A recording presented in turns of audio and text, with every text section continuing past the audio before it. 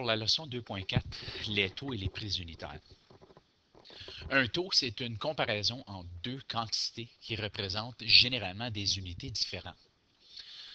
On l'exprime le plus souvent sous la forme de taux unitaire, dans lequel le second terme est 1. Par exemple, on a déjà tous vu des affiches de 80 km à l'heure. Ça, c'est un rapport 80 sur 1 ou 80 par rapport à 1, où 80 représente les kilomètres et 1 représente les heures.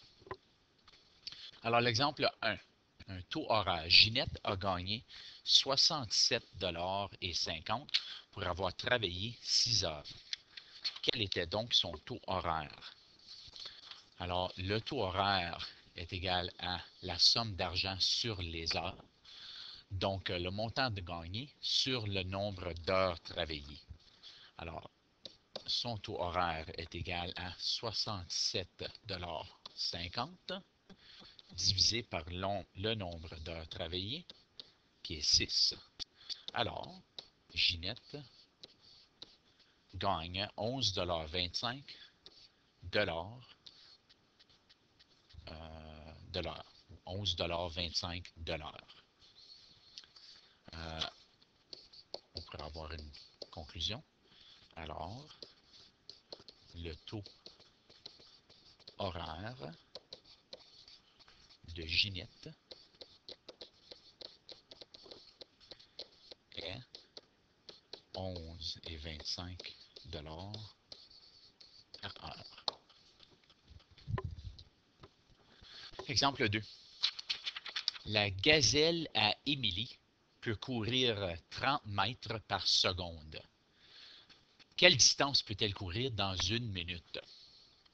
Alors, ici, la vitesse peut être représentée sous la forme de taux. Alors, elle court 13 mètres par seconde, donc 13 mètres dans une seconde, ou tout simplement 13 sur 1. On va utiliser ce rapport-là, 13 sur 1, et on va l'écrire sous forme de minutes. Alors, si je voudrais représenter les secondes ici en minutes, ça serait 60 secondes. Puis, nous sommes à la recherche de la distance. Alors, si la gazelle court 13 mètres dans une seconde, combien de mètres est-ce qu'elle court en 60 secondes? Alors, je vais faire la multiplication croisée. X est égal à 13 fois 60 divisé par 1. X est égal à 780 mètres par minute. Alors, dans une seconde, elle court 13 mètres. Nous autres, on veut savoir combien ou quelle est la distance peut-elle courir dans une minute. Elle va courir 780 mètres dans une minute.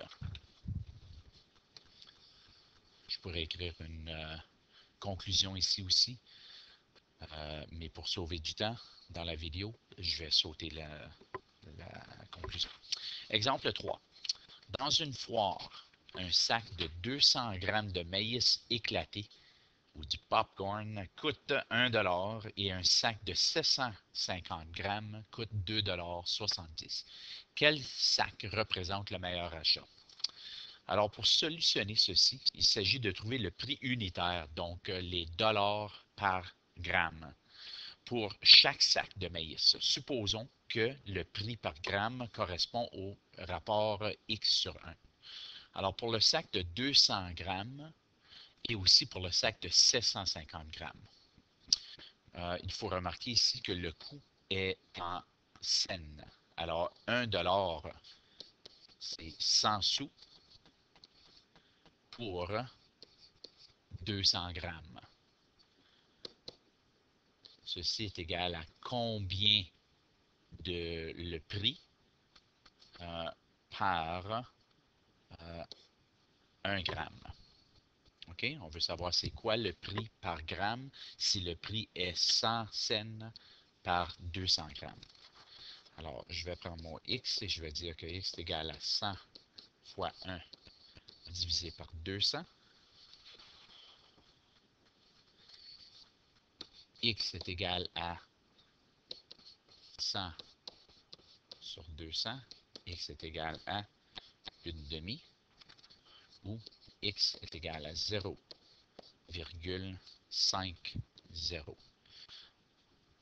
Maintenant, pour le sac de 750 grammes, ça coûte 270 sous pour 750 grammes. Combien de sous est-ce que ça coûte pour 1 gramme? Multiplication croisée, x est égal à 270 fois 1 divisé par 750. X est donc égal à 270 divisé par 750. X est égal à 0,36. Donc, je peux encercler ceci. Alors, le prix du sac de 200 grammes est 0,5. On ne parlait pas de dollars, on parlait de sous. Alors, ça coûte la moitié d'une scène pour 1 gramme. Puis ici, ça coûte 0,36 cents pour 1 gramme.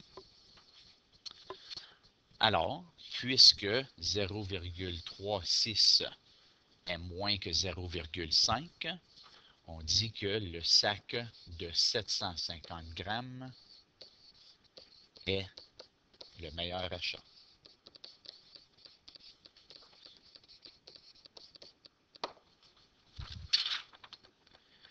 Et l'exemple 4, qui est un exemple semblable.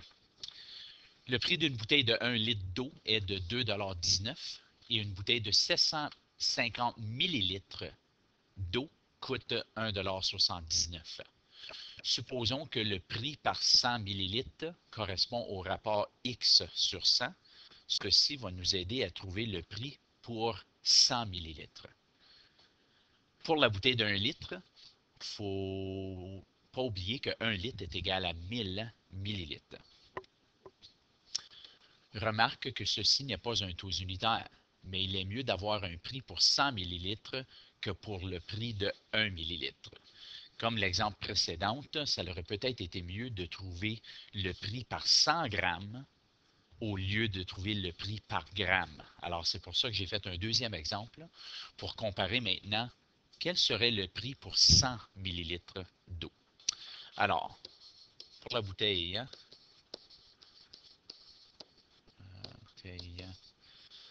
de 1 litre, je vais voir que mon rapport X sur 100, alors combien que ça coûte pour 100 millilitres, est égal à 2,19 $ pour combien de millilitres? Pour 1000 millilitres. Multiplication croisée, X est égal à 2,19 fois 100 divisé par 1000. X est égal à 0,219. Alors, le prix pour 100 millilitres pour la bouteille d'1 litre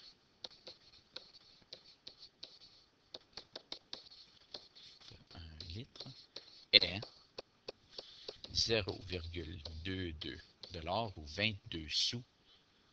Ça, c'est arrondi. Alors, même type de calcul pour la bouteille de 750 millilitres. On utilise le même rapport. Combien que ça coûte pour 100 millilitres? Si ça coûte 1,79 $ pour 750 millilitres. X est égal à 1,79 fois 100 divisé par 750. X est égal à 0,239. Alors, le prix pour la bouteille de 750 millilitres est 0,24 $ ou 24 sous par bouteille. Alors, on a remarqué ici que la bouteille qui coûte moins cher est 22 sous par 100 millilitres, est un peu mieux que 24 sous par 100 millilitres. Ce serait une bonne idée d'ajouter une conclusion ici. Encore une fois, pour sauver du temps, je vais laisser la conclusion à vous. Alors, des problèmes à faire, pages 67 et 68.